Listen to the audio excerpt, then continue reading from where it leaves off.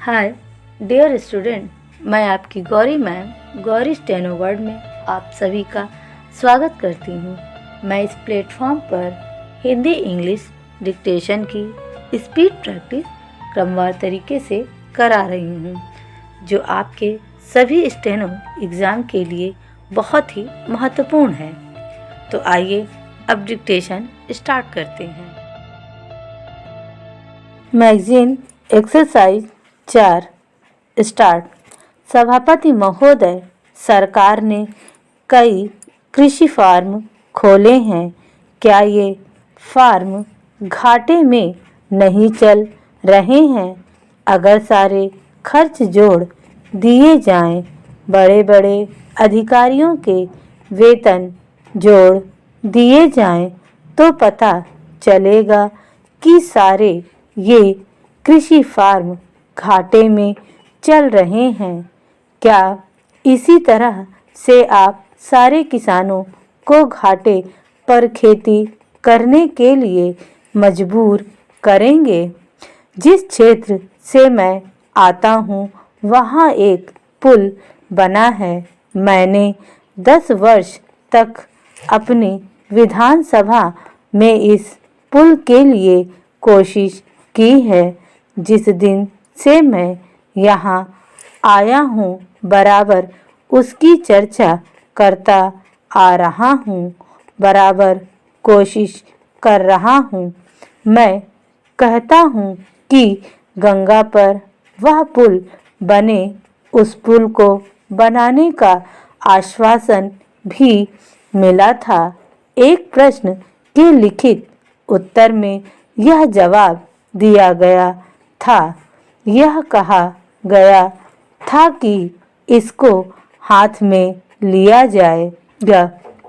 अब मालूम हुआ है कि उस योजना को उठाकर ताक पर रख दिया गया है और यह पुल नहीं बनेगा। इन लोगों ने क्या कसूर किया है, यह मैं आपसे जानना चाहता हूँ।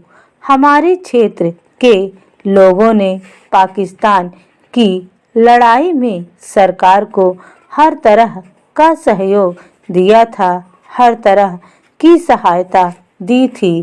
हमारे यहाँ के नौजवान भी मोर्चे पर जाकर डटे।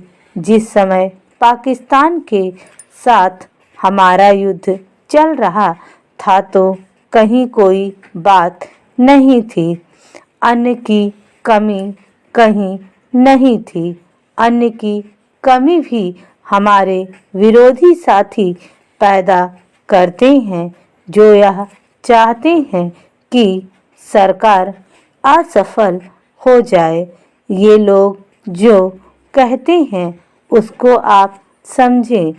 एक तरफ तो हमारे मित्र की बात है, जो देश के बड़े बड़े शहरों में दंगे करवाते हैं। दूसरी तरफ हम हैं जो कि इनकी बातों को नहीं समझ पाते।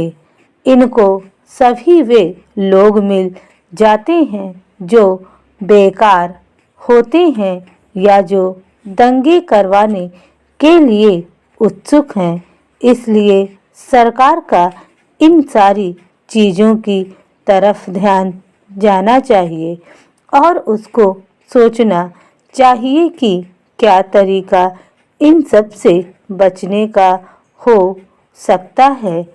एक ही तरीका हो सकता है कि इस देश में हर आदमी को काम मिले, देहात में लोगों को करने के लिए काम मिले और खादी कमीशन की जो योजना है और जो कि एक अच्छी योजना है, वह ठीक तरह से चले। सौभाग्य से मैं आर्य समाज संगठन से संबंध रखता हूँ। स्टॉप।